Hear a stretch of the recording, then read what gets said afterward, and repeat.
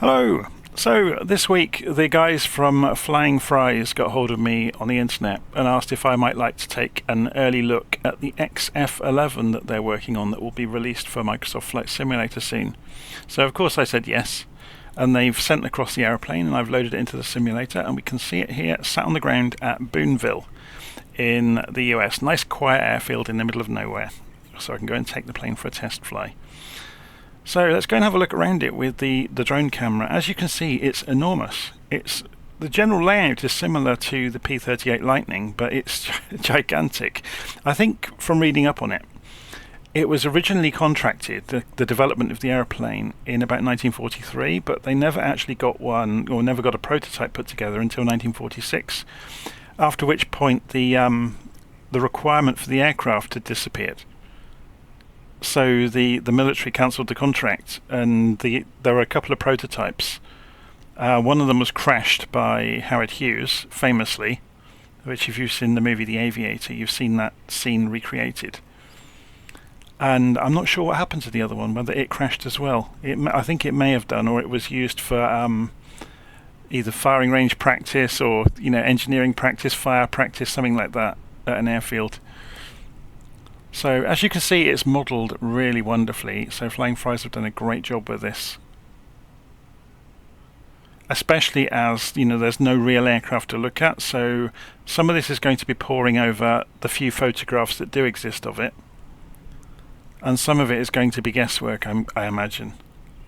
But it's very, very well done.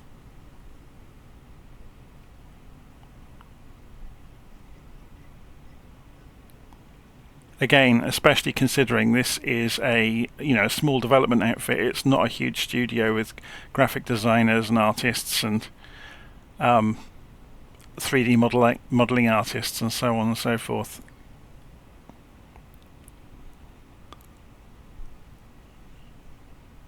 Okay, so let's just have a quick look around the nose here, or one of the bosses of the engines, I should say.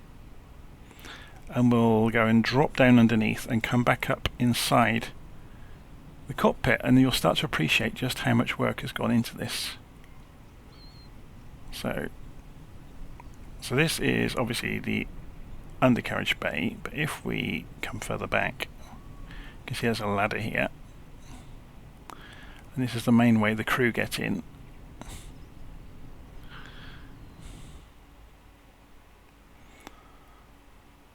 So we have, let's just move slightly over to one side, picture of Howard Hughes, the ground power unit connection box, and the way up into the cockpit. So we're just going to squeeze past the legs of the co-pilot here. You can see there's some radio kit, and there's a map over there. I'm not sure if we appear on the map. Let's go and have a quick look. No, I wouldn't have thought so. We would be over on that top left corner if we were going to be anywhere. Anyway, let's go and have a look around the cockpit. So we'll just ignore the pilot for the moment. You can see it's all really nicely modelled. Obviously we're going to see this a lot more closely as I start the engine up and get the aeroplane into the air. Okay, so let's come back around with the drone camera, put the drone camera away, and we'll jump into the cockpit and get the aeroplane up and running, shall we? Okay, so I'm going to press the insert key to get inside the aeroplane, and I'm not going to use head tracking for the moment, just so I can talk as we move around the aeroplane doing things. So we want to go and turn the battery on to begin with, and then put the nav lights on. So I'm broadly following the checklist. The checklist is in here, and it's all written out properly, and lots of steps to follow, lots of highlighted instruments around the place to help you find your way around the aeroplane on your first few goes at looking at it. We can connect the GPU to the aircraft, switch the GPU power on. So these switches are really for convenience, for making the pilots appear and disappear, and the various access ladders, things like that. Okay, so we can remove the engine covers. We can open the cowl flaps, so we just click and then put the mixture to rich, so we'll put the mixture levers to rich, and then we will move the propeller condition to fine, And then fuel selectors as required. So these are the fuel selectors. We'll want left on the left engine, right on the right engine. We'll use tail for the feeds, and then the center tank will leave us closed. So the fuel pumps will turn on the right and the left fuel pumps. You can do this one engine at a time. You can also do both together. It doesn't seem to make a difference. Turn the magnetos to both for both. So ideally then we should be able to hold in the right prime for a few seconds, let go of it, and then start the right engine. Wait for it to calm down, stop smoking so badly, and there we go. Same deal for the left engine, hold the primer in for a few seconds, then start the engine. Very cool.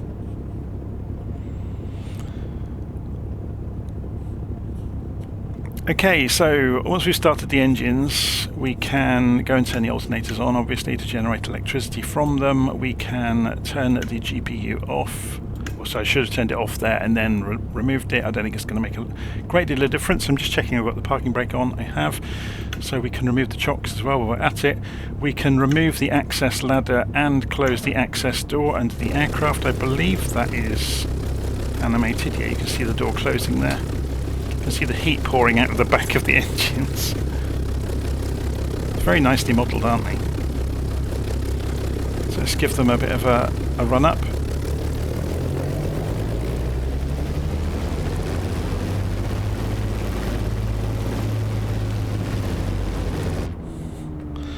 Okay, so what else do we have to do? A recognition light goes to on, taxi light goes to taxi. Flaps takeoff is 10 degrees, which we can see there. Just use my controller to do that. We can trim for takeoff.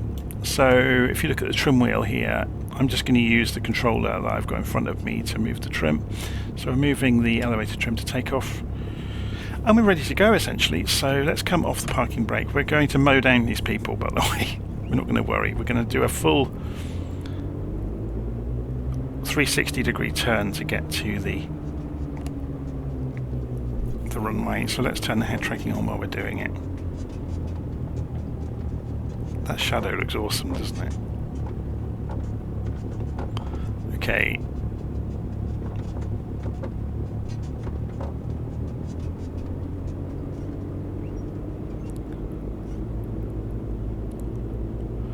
It's a lovely morning in Boonville. Lovely morning for a test flight.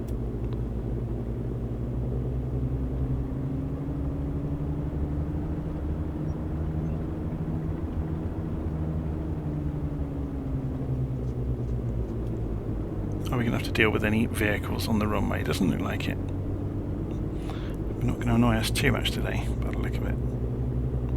It's famous last words, isn't it?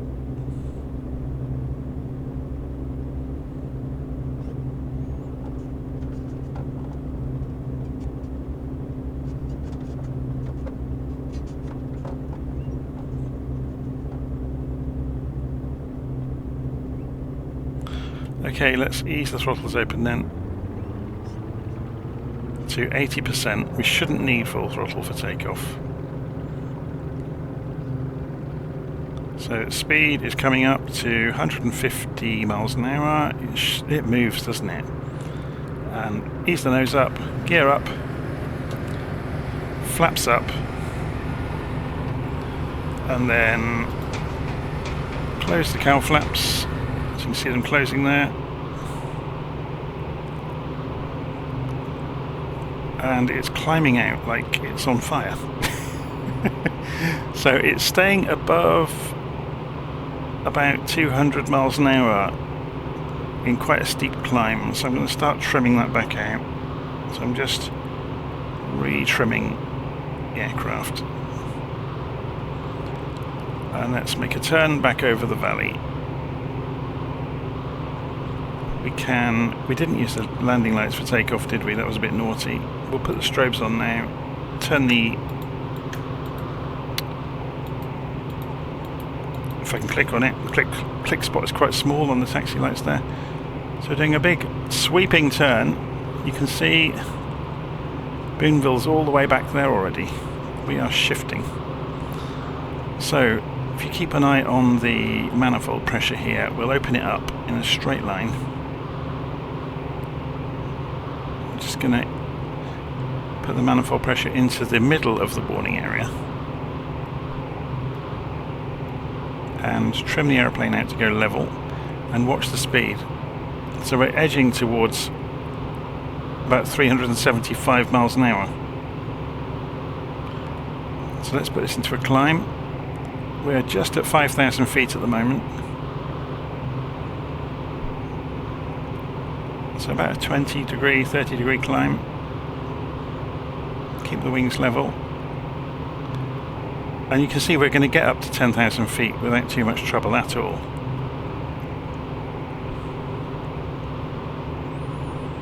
It's quite astounding just how fast and how powerful this aeroplane is. I mean, okay, it's got, you know, twin contra-rotating propellers, so you'd expect it to have performance like that. There we go, look, we've gone through 11,000 feet before we've even thought about it. So levelling out at 11,000.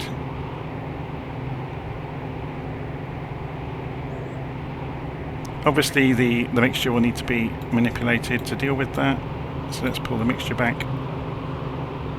You can see the speed is increasing enormously already. It's quick, isn't it? It looks quick. It's also very big. There's Boonville behind us, so we're going to double back again in a moment. Enjoy the morning sunshine across the hills.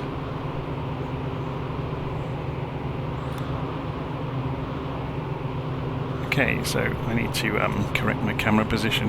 It's drifting. I'm sliding back in my seat as I'm doing this, and it's moving the camera further into the rear of the cockpit. Okay, there's Boonville way down there. So we're going to do some stall testing. We're just coming up through 13,000 feet now. So we'll get a bit more altitude, and then we'll see if the airplane will spin, I guess. But we'll do a straight line stall test first. So let's come off the throttle back, pull the throttle back to 50%. Lift the nose and see what it does in a straight line. So keep an eye on the attitude indicator here and the airspeed. Coming up through 15,000 feet.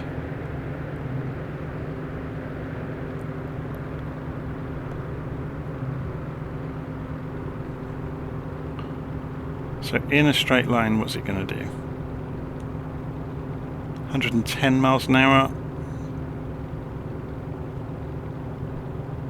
Coming up through 17,000 feet. We're going to run out of air soon. I mean, this can climb to 30,000.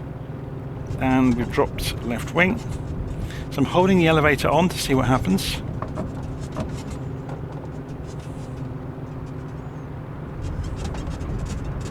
So I think it's going to spin. Let's give it some left rudder as well. And then I'll let go of the controls. And it's spinning. And it's come out again. Okay, so I think if you force it into a spin, you can do a fully developed spin and it will carry on spinning, but I think it's more likely to spin right than left.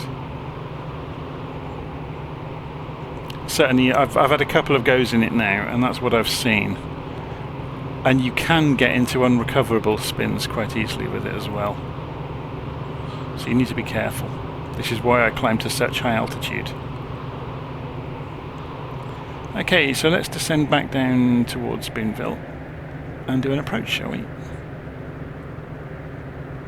So we'll pass the airfield first. I want to just make sure of the wind direction before we do an approach. It should be good, but I think it's hardly a breath of wind today, to be honest.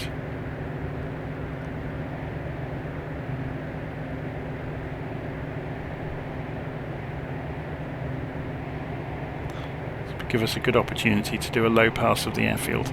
Need to be careful of roll rate, as you'll notice if you look at the wings there. If you look at the surfaces on the top of the wing, it works a little bit like an F-14 in that it pushes the wing down rather than having... It has got outboard ailerons, but it uses surfaces on top of the wing to push the wing down to cause roll, and the roll rate isn't very good. Okay, which, you know, apparently is very accurate to the real aircraft, or to the little we know about the real aircraft, I should say.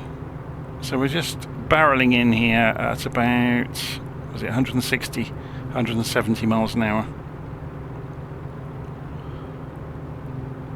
So we're just going to do a low pass, keep an eye out for the windsock, and that will inform us which direction we can most easily come in. Obviously you saw on takeoff there wasn't much wind, but I just wanted to make doubly sure.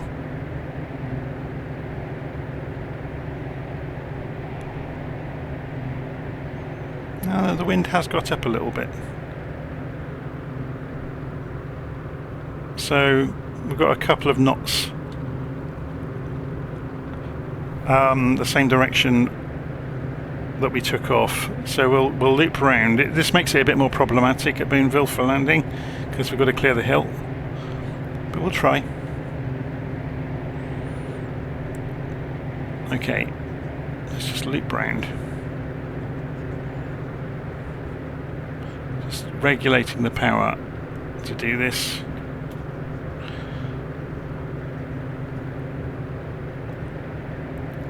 Okay, flaps can come down to 10 degrees. Let's go and have a look outside actually. Let's get the view there first.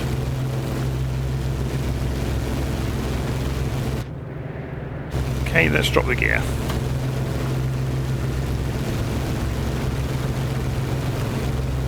Very cool. Looks the part, doesn't it?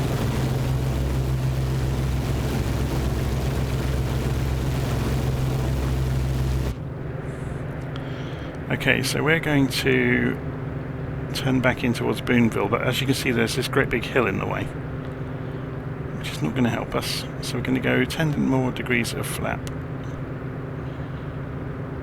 Just check that that's actually happening down here.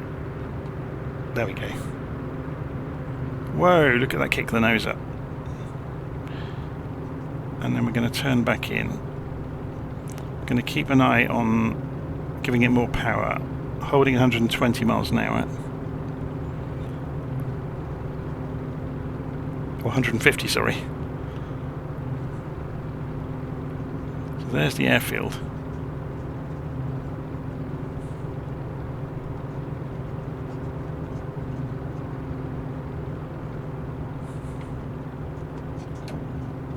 So let's go full flaps. I've almost lost all aileron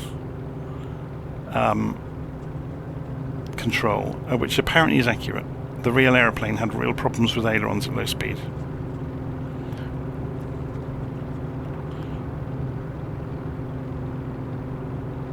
So I'm just going for the lower side of the hill here for the approach. The plane is trying to go nose up on me.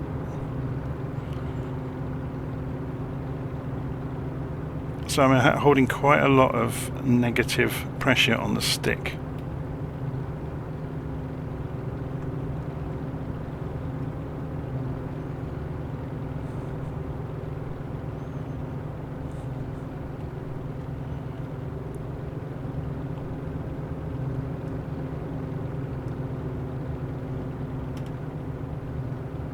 It's a handful at low speed, I'll give it that much. Yeah, we came in quite heavily then.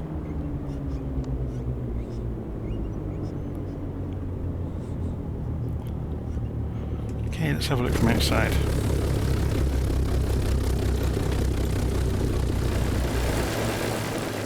Oh, we've lost the engines. And we're rolling. Interesting. So it doesn't like running at idle. Ah, we had the mixture on still leaned out, didn't we? So we didn't have quite enough mixture to be running at idle at low altitude. That's interesting, isn't it? So obviously we could restart the engines. So let's try that. See if we can do a hot start.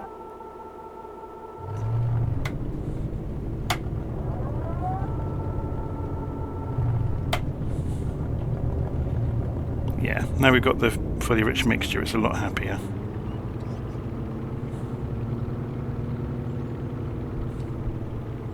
Okay, should we get the taxi light back on? If the head tracking will stay still enough. The click spot for that switch is very small, which doesn't aid with head tracking, or not with the Tobii head tracker anyway.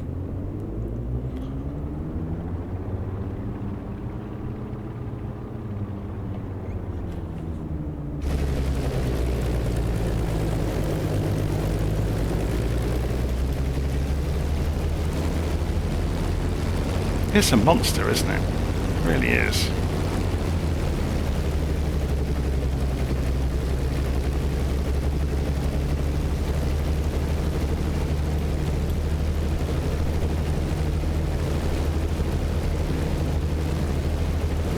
Okay, let's do this from inside.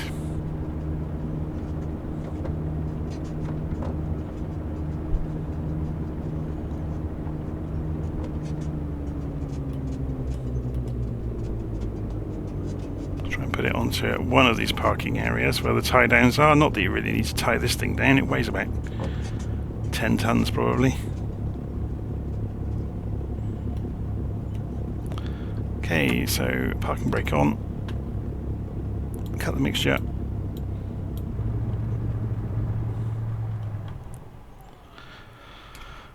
Okay, so what do we need to do to switch things off around the cockpit? So the pitot heat, I thought we turned that on. Oh, maybe we forgot. It's a lovely warm day anyway. We can obviously turn on and off the visibility of the pilot. So alternators come off, and the fuel can be closed back up. Just learning which way is which on the various switches here. All the lights can come off. And there is a rudimentary autopilot. Obviously we didn't look at it, but it does things like altitude and heading hold, which is great. And we can open the access door, or we can put the access ladder back in place and let everybody get out of the aeroplane. So if we go and turn off the that's interesting, we've still got some lights on. Oh, we've got the taxi light still on. And then obviously we can turn off the battery, which will go completely cold and dark then. Okay, so there we go, the XF-11, which was an interesting aeroplane. The history books, tell some great stories about just how driven and obstinate, and maybe how Howard Hughes was beginning to lose it a little bit towards the end of the war, when, it's following the crash of this that he started to retreat from public life, and following the problems with the H-4 Hercules and things like that. But yeah, fascinating aeroplane. Well done to Flying Fries for making such a good version of it. It'd be interesting to see if it has any further development prior to release. To me, this looks pretty much, done. It's very, very good. I haven't spotted anything that's obviously wrong with it at all. Anyway, there you go. The XF-11 from Flying Fries. Just head to flyingfries.com and you'll obviously get more information from them when it's available for release. So there you go. See you again soon.